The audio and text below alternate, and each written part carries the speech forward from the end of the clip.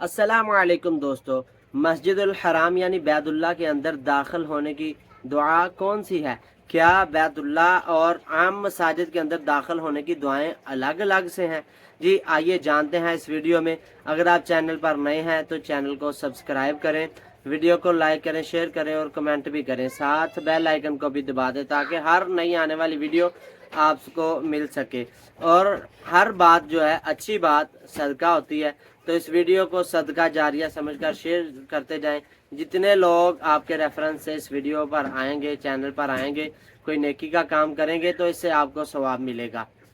तो नाज़रीन इकराम, मस्जिदुल हराम के अंदर दाखिल होने की दुआ कोई अलग से नहीं है, बल्कि जो दुआ आम मसाजिद के अंदर दाखिल होने की है वही दुआ मस्जिदुल हराम के अंदर दाखिल होने की है। अल्लाहुम्मा अफ्तह ली अबवाब रहमतिक, ऐ अल्लाह मेरे लिए अपनी रहमत के दरवाजे खोल दे। जब आपने मस्जिद के अंदर दाखिल होना है तो दायां पाँव आपने अंदर दाखिल करना और दुआ पढ़नी है, अल्लाहुम्मा अफ्तह ली अबवाब रहमतिक, अल्लाह मेरे लिए अपनी रहमत के दरवाजे खोल दे।